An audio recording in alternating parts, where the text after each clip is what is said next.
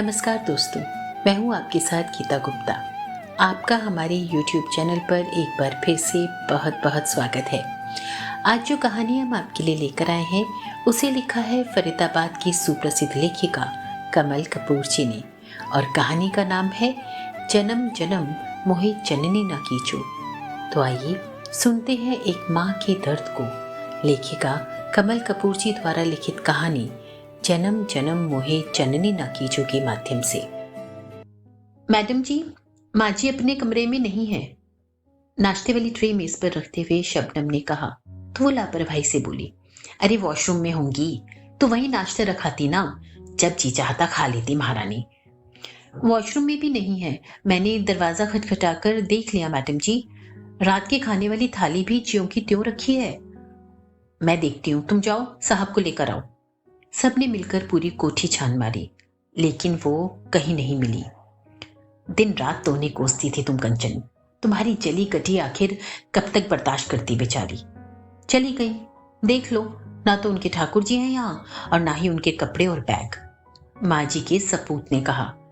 तो वो बिफर उठी, तो आपने ही कौन सा ताज पहना दिया उन्हें?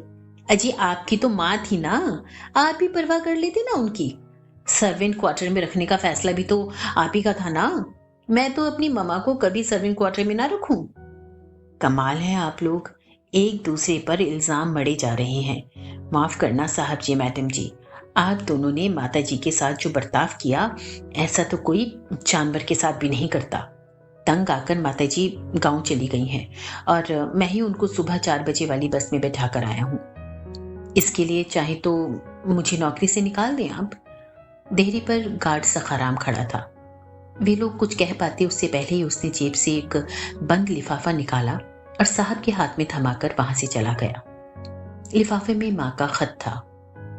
मेरे सपूत, तेरा सुखी संसार देखने एक दिन तेरे बिन बुलाए औचकी आ गई थी तेरे द्वार पर, और बेपनाह दुख और अपमान बटोरकर अब बिन बताए औचकी जा भी रही हूं।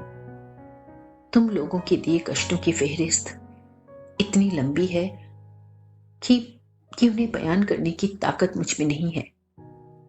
सच कहते थे तुम्हारे बाबूजी, जिनके लिए तुम जान दे देती हो और सब कुछ कुर्बान करने पर तुली रहती हो, तुम्हारे वो दोनों सपूत कभी तुम्हें पानी भी ना पूछेंगे। वही तो हो रहा है बिटवा। एक सपूत तो पल्ला झाड़कर विदेश जा बसा और दूसरा अपनी माँ को अपनी साहबी मखमली ठाट में ठाट का पैबंद समझता है। अभी तो मेरे हाथ पांव चल रहे हैं और मेरा घर भी सलामत है। गांव में बहुतेरे रिश्ते भी हैं मेरे और इज्जत भी।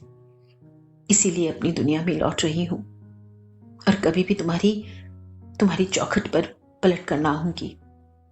बस अब तो बिटवा हर दिन हर पल छिन भगवान से यही प्रार्थना करूंगी, जन्म जन्म मोहे जननी ना कीजो, मोहे जननी ना कीजो। कल्याणी देवी।